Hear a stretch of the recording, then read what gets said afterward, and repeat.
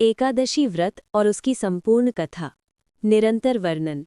एकादशी व्रत सनातन धर्म का एक अत्यंत पवित्र, सात्विक और मोक्षदायक व्रत है। ये व्रत भगवान श्रीहरि विष्णु को समर्पित है, जो सृष्टि के पालन करता है। हिंदू पंचांग के अनुसार प्रत्येक चंद्र मास के शुक्ल पक्ष और कृष्ण पक्ष की 11वीं तिथि को एकादशी कहा जाता है। इस प्रकार वर्ष में कुल 24 एकादशी होती हैं और अधिक मास पढ़ने पर इनकी संख्या 26 मानी जाती है। एकादशी केवल उपवास नहीं है, बल्कि ये आत्मा की शुद्धि, मन की स्थिरता और इंद्रियों पर विजय पाने का साधन है। शास्त्रों में कहा गया है कि एकादशी के दिन अन्न का त्याग करने से मनुष्य के भीतर के 10 इंद्रिय दोष और एक अहंकार नष्ट हो जाते हैं। यही कारण है कि इसे हरिवासर भी कहा गया है। पद्म पुराण, विष्णु पुराण, ब्रह्म वैवर्त पुराण, नारद पुराण और स्कंद पुराण में एकादशी व्रत का अत्यंत विस्तार से वर्णन किया गया है। शास्त्रों में स्पष्ट कहा गया है कि जो मनुष्य श्रद्धा और नियम पूर्वक एकादशी व्रत करता है, उसके समस्त पाप नष्ट हो जाते हैं और उसे विष्णु लोक की प्राप्ति होती है। एकादशी व्रत की उत्पत्ति की कथा अत्यंत रोचक और शिक्षाप्रद है। प्राचीन काल में मुर नामक एक अत्यंत बलशाली और क्रूर राक्षस हुआ करता था। उसने देवताओं को पराजित कर स्वर्ग पर अधिकार कर लिया था। उसके अत्याचारों से त्रस्त होकर सभी देवता भगवान विष्णु के पास पहुंचे और रक्षा की प्रार्थना की। भगवान विष्णु ने मुर राक्षस से भयंकर युद्ध किया। ये युद्ध हजारों वर्षों तक चला। अंततः भगवान विष्णु थक गए और बद्रिकाश्रम की एक गुफा में विश्राम करने लगे। उसी समय मुर राक्षस वहां आ पहुंचा और भगवान को सोता देख उन्हें मारने का विचार किया। जैसे ही मुर राक्षस आगे बढ़ा, भगवान विष्णु के शरीर से एक दिव्य शक्ति प्रकट हुई। वो शक्ति एक सुंदर तेजस्वी कन्या के रूप में प्रकट हुई और उसने मुर राक्षस से युद्ध कर उसका वध कर दिया। जब भगवान विष्णु जागे और उन्होंने मुर को मृत देखा, तो उन्होंने उस कन्या से उसका परिचय पूछा। कन्या ने कहा कि वो स्वयं उनकी शक्ति से उत्पन्न हुई है। भगवान विष्णु अत्यंत प्रसन्न हुए और उन्होंने उस कन्या का नाम एकादशी रखा। उन्होंने उसे वरदान दिया कि जो भी मनुष्य उसके दिन श्रद्धापूर्वक व्रत करेगा, उसके समस्त पाप नष्ट हो जाएंगे और वो मोक्ष का अधिकारी बनेगा। तभी से एकादशी व्रत का प्रारंभ हुआ। एकादशी व्रत करने वाले को दशमी तिथि से ही संयम का पालन करना चाहिए।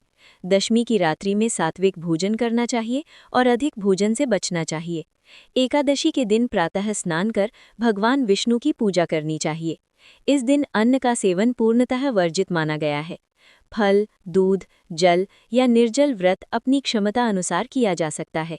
एकादशी के दिन विष्णु सहस्त्रनाम, गीता पाठ, नाम जप, भजन, कीर्तन और कथा श्रवण का विशेष महत्व है। रात्रि में जागरण करना अत्यंत पुण्यदायक माना गया है। द्वादशी के दिन ब्राह्मणों को भोजन कराकर और भगवान विष्णु को भोग लगाकर व्रत का पारण करना चाहिए। वर्ष की प्रत्येक एकादशी का अपना अलग नाम और अलग कथा है, जैसे कामदा एकादशी, मोहिनी एकादशी, निर्जला एकादशी, देवशयनी एकादशी, देव उठनी एकादशी इत्यादि। प्रत्येक एकादशी किसी न किसी पाप के नाश और विशेष फल की प्राप्ति से जुड़ी है। निर्जला एकादशी को सभी एकादशियों में श्रेष्ठ माना गया है। इस दिन जल तक ग्रहण नहीं किया जाता। मान्यता है कि जो मनुष्य निर्जला एकादशी का व्रत करता है, उसे वर्ष की सभी एकादशियों का फल प्राप्त हो जाता है। देवशयनी एकादशी से भगवान विष्णु योग निद्रा में चले जाते हैं और देव उठनी एकादशी को जागते हैं। इस काल को चातुर्मास कहा जाता है। इस समय विवाह और मांगलिक कार्य वर्जित माने जाते हैं। एकादशी व्रत स्त्री, पुरुष, वृद्ध और बालक सभी के लिए कल्याणकारी है।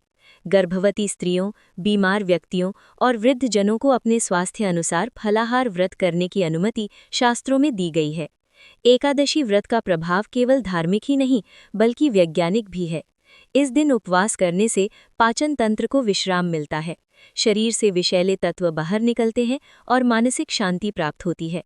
शास्त्रों में कहा गया है कि जो मनुष्य एकादशी का अपमान करता है या जानबूझकर अन्न ग्रहण करता है, उसे पाप का भागी माना जाता है। वहीं श्रद्धा, नियम और भक्ति से किया गया एकादशी व्रत मनुष्य को जन्म मरण के बंधन से मुक्त कर देता है। एकादशी व्रत हमें संयम, त्याग, भक्ति और अनुशासन का पाठ पढ़ाता है। ये व्रत सिखाता है कि केवल शरीर का नहीं, बल्कि मन और विचारों का भी उपवास आवश्यक है। जब मनुष्य अपनी इंद्रियों पर नियंत्रण कर लेता है, तभी वो सच्चे अर्थों में भगवान के निकट पहुंचता है। इस प्रकार एकादशी व्रत न केवल धार्मिक कर्मकांड है, बल्कि ये जीवन को शुद्ध, संतुलित और आध्यात्मिक बनाने का मार्ग है। जो व्यक्ति जीवन भर एकादशी का पालन करता है, वो अंततः भगवान विष्णु की कृपा का पात्र बनता है और परम गति को प्राप्त करता है। एकादशी व्रत का प्रभाव केवल वर्तमान जीवन तक सीमित नहीं रहता, बल्कि ये पूर्व जन्मों के संचित पापों को भी नष्ट करने की क्षमता रखता है।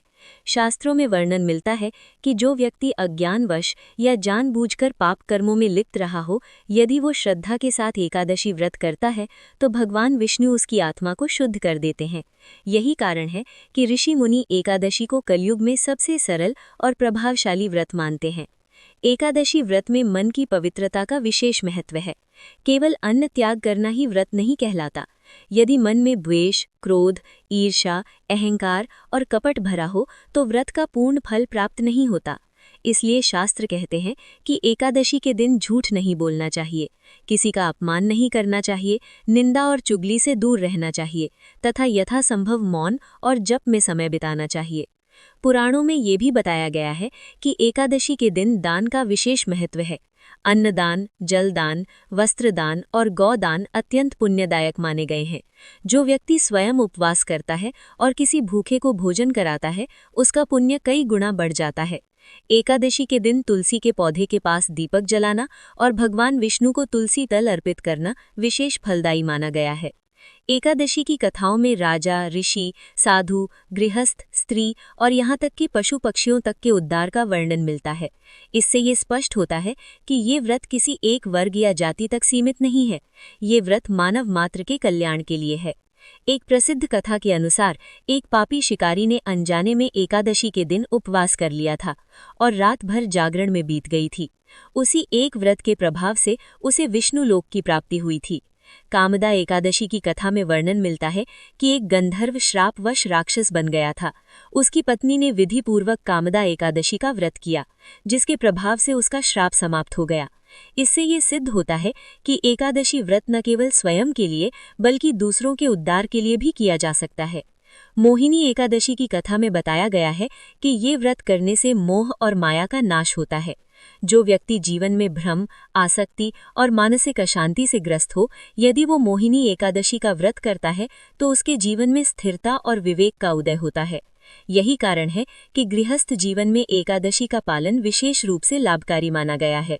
निर्जला एकादशी का महत्व सभी एकादशियों में सर्वोपरि है।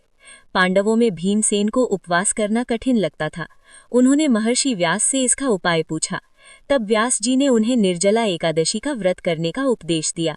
कहा गया कि जो व्यक्ति इस एक दिन निर्जल व्रत करता है, उसे वर्ष की सभी एकादशियों का फल प्राप्त हो जाता है। भीमसेन ने ये व्रत किया और महान पुण्य के भागी बने। देवशयनी एकादशी से भगवान विष्णु क्षीर सागर में योग निद्रा में चले जाते हैं। इस दिन से चातुर्मास प्रारंभ होता है। चातुर्मास में संयम, तप, साधना और सेवा का विशेष महत्व है। देव उठनी एकादशी को भगवान विष्णु जागते हैं और इसी दिन तुलसी विवाह का आयोजन किया जाता है। ये दिन मांगलिक कार्यों के पुनः आरंभ का प्रतीक माना जाता है। एकादशी व्रत का वैज्ञानिक पक्ष भी अत्यंत महत्वपूर्ण है। आयुर्वेद के अनुसार चंद्रमा का प्रभाव मानव शरीर के जल तत्व पर पड़ता है। एकादशी के दिन उपवास करने से शरीर का संतुलन सुधरता है, पाचन तंत्र को विश्राम मिलता है और मानसिक स्पष्टता बढ़ती है। यही कारण है कि प्राचीन ऋषियों ने धार्मिक नियमों के साथ स्वास्थ्य का भी ध्यान रखा। स्त्रियों के लिए एकादशी व्रत विशेष सौभाग्यदायक माना गया है। कहा जाता है कि जो स्त्री श्रद्धा से एकादशी का पालन करती है, उसका दाम्पत्य जीवन सुखमय रहता है और परिवार में शांति बनी रहती है। गर्भवती स्त्रियों को शास्त्रों में फलाहार व्रत करने की अनुमति दी गई है, ताकि व्रत के साथ स्वास्थ्य की भी रक्षा हो सके। बच्चों को भी एकादशी के दिन सात्विक भोजन, भगवान का स्मरण और बड़ों का सम्मान करना सिखाया जाना चाहिए। इससे उनमें संस्कारों का विकास होता है।